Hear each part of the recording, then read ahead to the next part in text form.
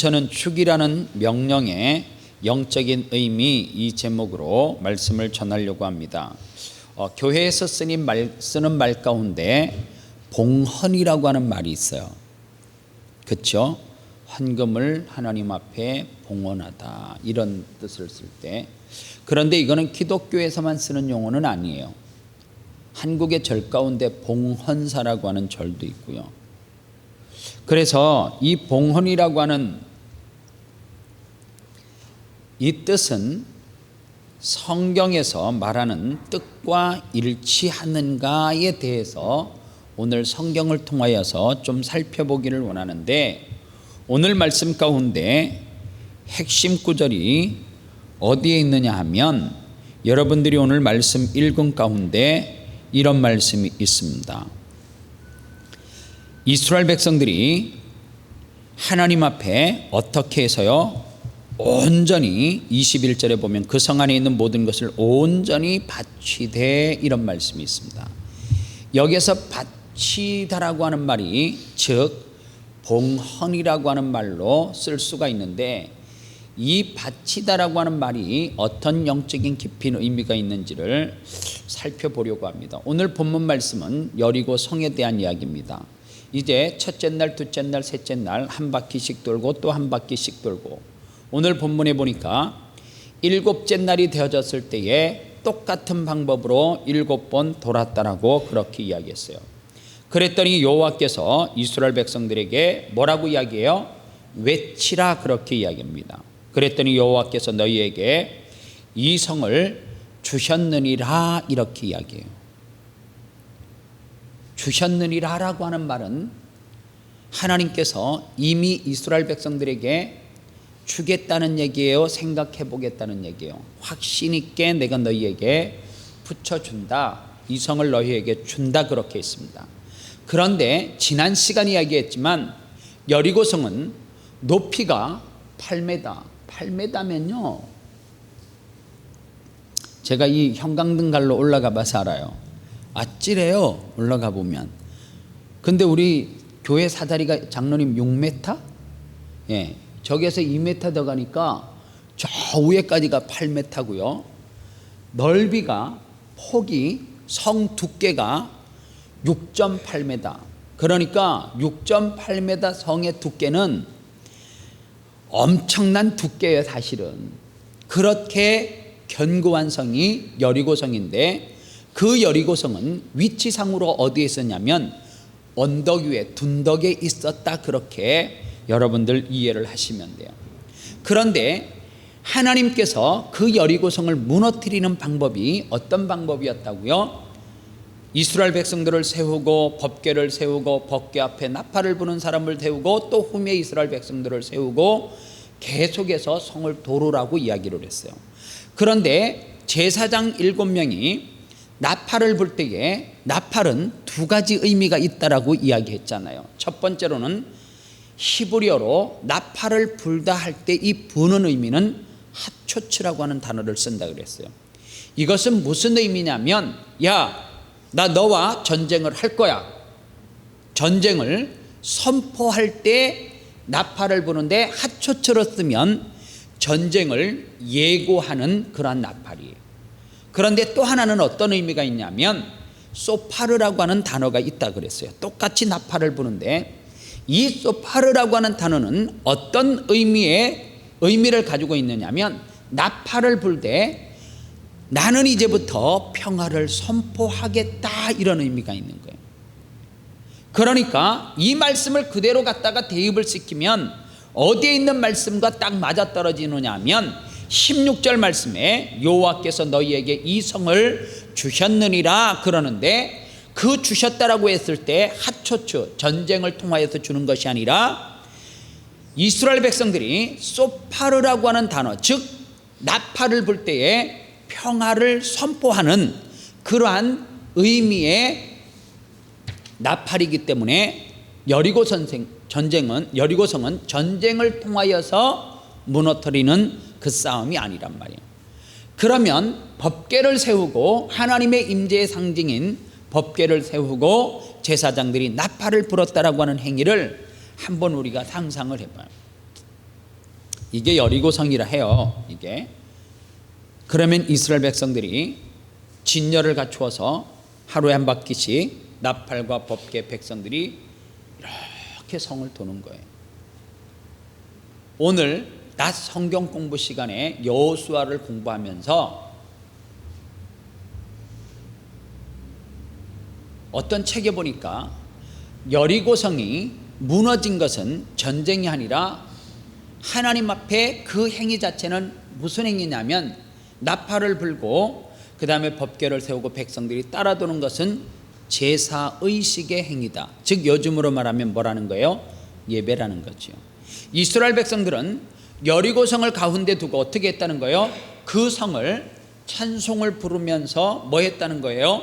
선포하고, 요즘으로 쓰는 표현 가운데 보면 믿음으로 뭐 터밟기를 한다라고 표현해야 되나요? 하여간 그런 식으로 찬송을 부르면서 기도하면서 여호와의 임재하심을 기대하고 성을 믿음으로 돌았다라고 하는 거예요. 즉 예배했다 그 말입니다. 하루에 한 번씩 매일 그 성을 돌면서 하나님 앞에 구하고 예배했다라고 하는 의미가 있는 거예요. 그런데 마지막 날에는 어떻게 하라고요? 똑같은 방법으로 7번 들고 소리를 쳐서 외치라 그렇게 이야기했어요. 여리고성이 어떻게 무너졌을까?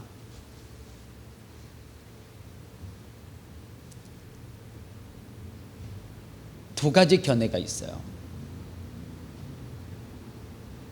물론 여리고성은 하나님께서 무너뜨리셨어요. 그런데 그냥 하나님께서 무너져라 이게 아니고, 하나님께서는 첫 번째 주장하는 학설 가운데 하나가 이런 학설이 있어요. 공명이라고 하는 것을 통하여서 하나님께서 무너뜨렸다 그렇게 이야기해요. 그 근거를 어디에서 찾느냐? 이스라엘 백성들이 그 땅을 돌고 난 이후에 소리를 쳐서 외쳤을 때에 그 성이 무너진다 그랬잖아요. 그런데 공명이 도대체 뭐냐? 쉽게 이야기하면 소프라노를 잘하는 성악가가 어느 갇혀져 있는 공간에서 그라스에다가 물을 채워놓고 뭐 이렇게 소리를 지르면 그게 막 울려가지고 파장을 통해서 유리잔이 깨지는 거, 뭐 들어는 봤지. 하여간 그게 공명이에요. 쉽게 말하면. 실질적으로 1940년 11월 7일에 미국 워싱턴에 타코마 해협에 놓여져 있던 타코마 다리가 얼마나 미국이 자랑할 만한 다리로 만들어 놓았냐면, 풍속 190km가 불어도 그 다리는 무너지지 않게 견고하게 만드는 다리라는 거예요. 그런데 신기하게 190은커녕하고 90도 안 되는 풍속에 그 다리가 폭삭 주저물러 앉았어요. 그래서 그 다리를 연구하고 지지를 연구하고 막 이런 사람들이 모여서 결과적으로 이 다리가 무너진 것이 어떤 논리냐? 그래서 그 사람들이 최종적으로 어떤 결론에 도출하게 됐냐면, 물체에 가해지는 진동수, 외부에서 가해지는 이 진동수와 그 다음에 그 진폭이 함께 일치하면 거기에서 일어나는 파장을 통하여서 그 다리가 무너졌다는 거예요. 그래서 그 다리는 결과적으로 강철이나 콘크리트 자체가 가지고 있는 진동과, 그리고 그 순한 바람 같지만 그거와 탁 맞아 떨어졌을 때에 놀라운 진폭을 통하여서 그 다리가 무너졌다라고 그렇게 결론을 지었어요. 그리고 또 하나 신뢰는 1831년 영국의 캘리버 부대라고 하는 이 부대가 지금 맨체스터 이 근교에 있는 브로스턴 교를 이렇게 행진을 해서 걸어갔습니다. 그런데 행진을 해서 걸어가는데 그 다리가 폭삭 주저물러 앉았어요. 그래서 그 다리를 분석을 또 해보니까 군인들이 걸어가는 그 군화 소리, 즉 발에서 군화에서 일어나는 그 진동 소리와 그 다리가 철 콘크리트가 가지고 있는 그거와 진폭이 이렇게 울려가지고 그 다리가 무너졌다, 이런 신뢰가 있어요. 그래서 어떤 학자들은 이스라엘 백성들이 100만 대군이 일주일 가까이 그 성을 돌고, 그리고 마지막에 함성을 쳐서 외쳤을 때에 그러한 이 공명을 통해서 다리가 무너졌을 것이라고 추측하는 학설이 있다는 거예요. 또 하나는 역사의 시계를 거꾸로 계속해서 돌려서 그 당시까지 추적해서 올라가 보니까 여리고성이 무너졌었던 그 장소에 이 지진대가 형성이 되어져 있고, 그 당시에 진도 규모 6.0의 큰 지진이 있었다라고 또 이렇게 지질학자들은 이야기해요. 중요한 것은 공명도 하나님이 이스라엘 백성들이 함성을 쳐서 소리를 질러서 그 본래 여리고성이 가지고 있는 어떤 진동과 이스라엘 백성들이 함성을 쳐서 소리를 질러서 그 진폭이 서로 울려가지고 무너졌던지, 지진을 통하여서 무너졌던지, 그거는 누가 역사하신 거예요? 하나님이 역사하십니다. 그러니까 이스라엘 백성들이 여호수아 전체에서 한 거는 사실은 없어요. 왜 없냐? 하나님이 친히 다 일하셨기 때문에 그래요. 그리고 이스라엘 백성들 스스로 일하려고 했을 때 그들은 여호수아에서 보면 처참하게 깨어지는 모습을 볼 수가 있어요. 그 다음에 성이 뭐예요? 여리고성을 지나서 그들이 맞닥뜨린 성이 작은 성 아이성이라고 성경에 나와 있죠. 그런데 그들이 여리고성을 무너뜨렸으니까 으쓱해요. 이거 우리가 이런 것도 있는데 요 정도, 그러면서 자기들이 작전을 써가지고 올라갔다가 거기서 대패를 당하는 일들이 있어졌다라고 하는 이야기예요. 문제는 여리고성이 무너지고 난 다음이 문제예요. 여호와 하나님께서는 뭐라고 이야기해요? 17절 말씀에 이 성과 그 가운데 있는 모든 것은 여호와께 온전히 바치되, 그렇게 이야기합니다. 봉헌이라고 하는 개념이 여기에서 나와요. 그래서 봉헌이라고 하는 전적인 의미는 어떤 의미를 가지고 있느냐면 바치다, 드리다, 이런 의미가 있어요. 그런데 사전적인 의미로는 이 봉헌이라고 하는 말이 살리다, 반대말이 죽이다예요. 그러니까 논리적으로 보면 바치다라고 하는 이 말과 죽인다라고 하는 이 말은 동의어예요. 그러니까 여러분들 이 말씀을 잘 보면 그 성 가운데 모든 물건을 여호와께 바치라고 하신 명령은 곧 뭐라는 거예요? 죽이라는 말이에요. 그러면 문제가 뭐냐? 신명기 20장 16절로 17절 말씀을 성경을 한번 꼭 찾아보셔야 돼요. 신명기 20장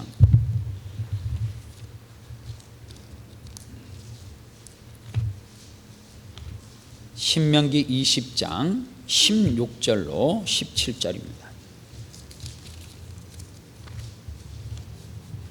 찾았으면 같이 읽겠습니다. 시작. 오직 내 하나님 여호와께서 내게 기업으로 주시는 이 민족들의 성읍에서는 호흡 있는 자를 하나도 살리지 말지니 곧 헷 족속과 아모리 족속과 가나안 족속과 브리스 족속과 휘 족속과 여부스 족속을 내가 진멸하되 내 하나님 여호와께서 내게 명하신 대로 하라.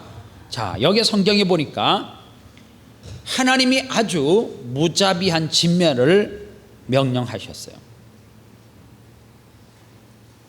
다음 구절에서 그 분명한 이유를 말씀하세요. 18절을 또 읽어보세요. 시작. 이는 그들이 그 신들에게 행하신 모든 가증한 일을 너희에게 가르쳐 본받게 하여 너희가 너희의 하나님 여호와께 범죄할까 함이니라.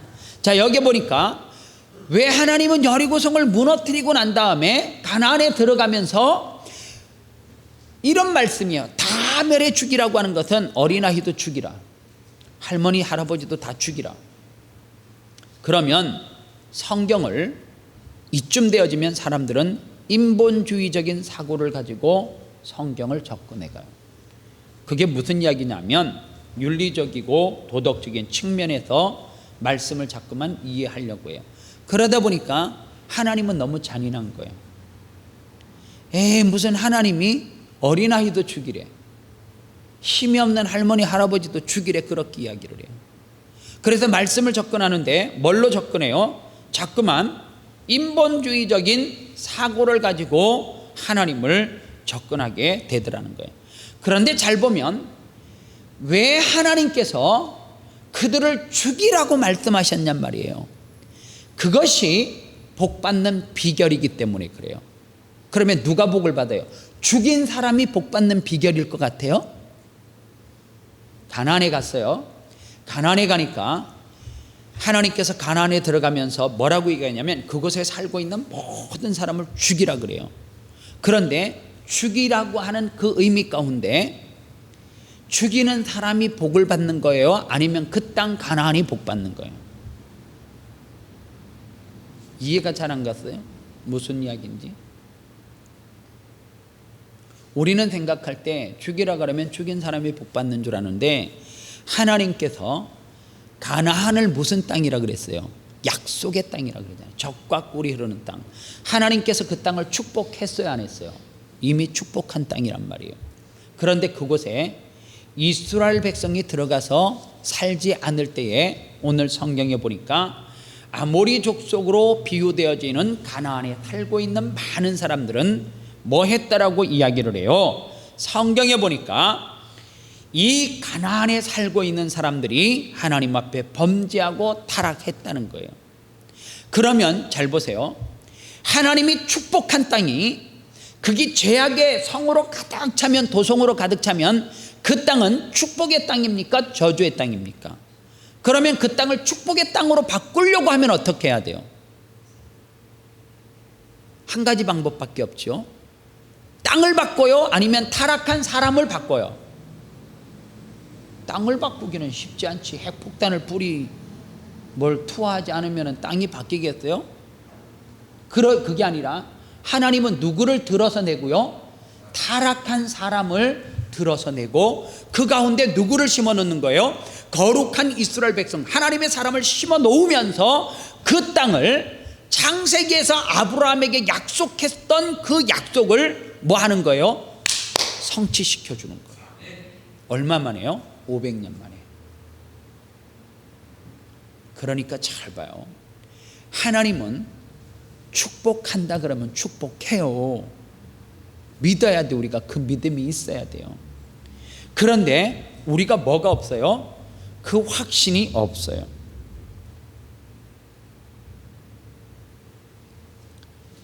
하나님께서 아브라함에게 그렇게 이야기해요. 아브라함이 살고 있었던 지역이 뭐예요? 갈대아 우루. 그런데 내가 너로 큰 민족을 이루고 내가 너에게 복을 주어 내 이름을 창대케 하리니 너는 복의 근원이 될지라. 그 말은 뭐예요? 너는 앞으로 이 땅에서 복의 근원이 되는 것이 아니라 그 땅에서 복의 근원이 된다. 그 땅이 뭐예요? 아모리 족속이 살고 있는 땅으로 대변되어지는 가나안 땅이란 말이에요. 그런데 잘 보세요. 아브라함이 내가 너에게 뭐로 삼아주겠다고요? 축복의 통로로 삼아주겠다라고 말하잖아요. 축복의 통로라고 하는 말이 히브리어로 어떤 의미를 가지고 있냐면 파이프라인. 수도꼭지를 이렇게 틀려면 뭐가 연결되어져 있어요? 파이프가 있어야 되잖아. 연결 파이프라인이 있어야 되잖아. 하나님께서 여러분들 우리를 하나님의 자녀 삼아주시고 아브라함처럼 우리를 축복의 통로로 쓰고 싶은데 그 축복의 통로는 어떤 의미의 축복이냐면 다른 의미가 아니에요. 내가 부자 되고 내가 건강하고 내가 뭐 어떻게 되고 내 자녀가 이게 아니라 나로 하여금 무슨 역할을 하게끔? 송수관 역할, 파이프라인으로 우리를 쓰기를 원하는 거예요.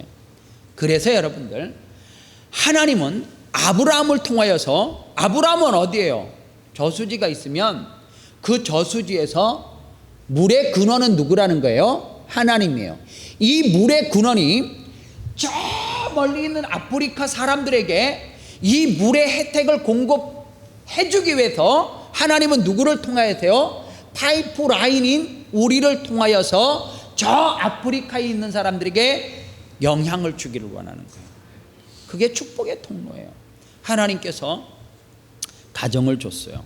왜 나를 이놈하고 만나고 이 여인하고 만나서 살게 하고 이 자식을 낳게 했을까? 이유는 딱 하나예요. 하나님이 내가 이 남자를 만나서 이 남자 이 가문의 축복의 통로로 사용하시기 위해서 나를 이 가문에 보내주신 거예요. 이스라엘 백성들이 이제 여리고를 정탐할 때 그냥 간 것이 아니라 정탐꾼 2사람을 보내잖아요. 그런데 성경에 보세요. 여리고 성이 무너졌을 때에 누구는 멸망받지 않았어요? 기생 라합은 멸망받지 않았어요. 그런데 여러분들 그거 아셔야 돼요. 우리가 성도 그러잖아요. 아무개 성도 그럴 때 성도라고 하는 말이 그냥 얻어지는 명칭이 아니라니까요. 거기에는 어떤 의미가 있냐면 성도라고 하는 것은 거룩히 구별된다라고 하는 말 아니에요. 구별됐다라고 하는 것은 어떤 의미를 가지고 있냐면 내가 스스로 능력이 있고 실력이 있어가지고 거룩한 사람으로 개화되고 바뀌어지는 것이 아니라 성도라고 하는 이름 가운데는 우리가 구별된 그러한 자녀로 이 땅에서 살아가기 위해서 그 값 대가를 지불하신 분이 누구라는 거예요? 하나님이에요. 그래서 성도라고 하는 이름은 하나님이 내가 너를 핏값을 주고 거룩하게 바꾸어 놓았다 이 의미가 있어요. 그러니까 성도는 막 살면 안 돼. 적어도 예수 믿는 자녀들은 막 행동을 하면 안 돼. 왜요? 예수님의 핏값을 통하여서 내가 어떻게 됐다고요? 구별됐다. 구별된 사람이에요. 그런데 그 구별된 삶, 우리가 대충 나 성도에 이렇게 하지만 하나님은 우리를 구별시키기 위해서 누구를요? 독생자 예수 그리스도를 보내셔서 십자가에 달려 돌아가시게끔 했다는 거예요. 여러분들 여리고 성을 정탐하러 들어갔을 때에 여리고 성 안에 가나안에 살고 있었던 사람들이 이스라엘 백성들의 소식을 듣지 못한 것이 아니에요. 그들이 다 짓밟고 전쟁 가운데 이기고 무찌르고 가지고 어떻게 했다는 거예요? 거기까지 왔다라고 하는 것을 알았는데 그 이야기를 듣고 다른 사람들은 뭐 할 준비를 했어요? 싸울 준비를 하고 있는데 그들이 쳐들어오면 싸울 준비를 하고 있는데 기생 라합은 뭐 했다라고 이야기했어요? 정탐꾼을 숨겨줬대. 그런데 그 성 안에 살고 있는 사람 가운데 한 사람만 구별되어졌어요. 그게 누구예요? 기생 라합이에요. 구별은 쉽게 되는 게 아니에요. 거룩한 것은 그냥 거룩한 인침을 받는 게 절대 아니야. 아무나 거룩하게 구별된 사람으로 하나님께서 자녀 삼으시는 거 결단코 아니에요. 우리가 하나님의 자녀가 되고 성도가 된다라고 하는 것은 하나님이 우리를 얼마나 사랑하셨으면 다 가나안에 살고 있는 사람처럼 죽여야 마땅해 사실은. 그러나 주님은 우리를 어떻게 해요? 사랑하사 우리를 기생 라합보다 더 때묻은 우리를 하나님께서는 어떻게 했어요? 핏값을 주고 우리를 피로 사셨어요. 그래서 피로 사신 우리를 통하여서 뭐 하기를 원해요? 가나안 땅은, 이 땅은 거룩한 땅이에요 사실은. 그럼에도 불구하고 이 땅 가운데 타락하고 범죄한 사람들이 살고 있는 그들을 뭐 하게끔 하기 위해서요? 거룩하게 바꾸기 위해서 우리를 뭘로 쓰는 거예요? 파이프 라인으로 하나님은 쓰시기를 원하시고 그래서 우리를 축복의 통로로 삼아 주신 거예요. 우리는 무슨 역할을 하면 돼요? 축복이 내게서 멈추게 하면 안 돼요. 파이프가 새면 안 되죠. 연결해오다가 저 중동에서 송수관 연결해가지고 막 이렇게 한국의 근로자들이 공사 많이 하셨잖아요. 연결하고 그래갖고 막 그 사막을 뚫고 지나와가지고 이렇게 집에서 물을 받으면 그냥 중간에 한 연결 송수관이 하나가 툭 떨어졌어요. 그러면 와요 안 와요? 안 온단 말이에요. 우리가 어떤 존재냐면 파이프 라인과 같은 존재예요. 필요 없는 사람이 없어요. 하나님이 왜 우리를 그런 백성 삼았어요? 가나안 땅을 거룩하게, 이 땅을 거룩하게 만들기 위해서 저와 여러분들을 성도 삼아 주신 줄 믿습니다. 이제 뭐 하면 돼요? 송수관 역할 잘 하면 돼요. 축복의 통로가 되시면 돼요. 오늘 그 일을 위해서 저와 여러분들이 부름받으신 줄 믿으시면 돼요. 우리가 뭘 하는 게 아니라 하나님 앞에 소원이 있어요. 뭐 하면 돼요? 예배하면 돼요. 이스라엘 백성들이 여리고성을 무너뜨릴 때 뭐 했다라고요? 제사했다 그러잖아요. 나팔을 불면서 뭐 했겠어요? 하나님 앞에 간절히 구했겠지, 기도했겠지, 소원했겠지. 그랬더니 하나님께서 그들이 외치는 소리를 통하여서 그것이 자연의 현상이든지 뭐하든지 하나님이 역사하셔서 인간의 힘으로는 도저히 해결할 수 없는 여리고성을 넘어가고 그들은 어디를 볼 수 있었던 거예요? 가나안을 볼 수가 있었던 거예요. 오늘 우리도 가나안을 볼 수가 있어야 돼요. 그 땅은 뭐예요? 젖과 꿀이 흐르는 땅. 무엇으로 비유하게 돼요? 천국으로 비유하게 돼요. 그런데 우리가 죽어서 가는 저 천국으로 비유하면서 보지 말고 이 땅에서도 우리는 가나안의 실체의 삶을 살 수 있어야 돼요. 아니 살아야 돼요. 간접적으로 이 땅에서도 천국을 맛보면서 살아야 됩니다.